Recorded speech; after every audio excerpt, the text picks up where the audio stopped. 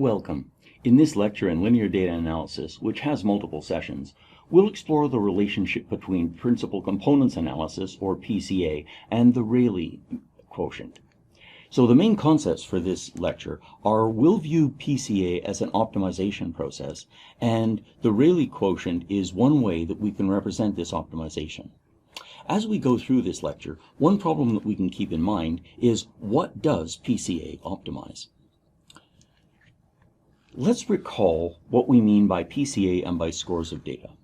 Our original data are real numbers that have m observations and n variables.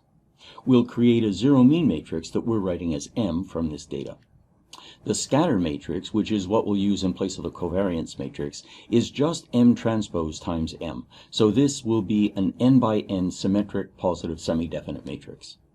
The loading vectors that come from PCA, we can see are eigenvectors of the scatter matrix, and equivalently, these are columns of the V matrix in the singular value decomposition of our zero mean matrix M. So the first PCA score that this is the one that we're most interested in most of the time, we'll write as a vector Z1, and this is the matrix, the zero matrix M, times the first singular vector or the first loading vector of PCA.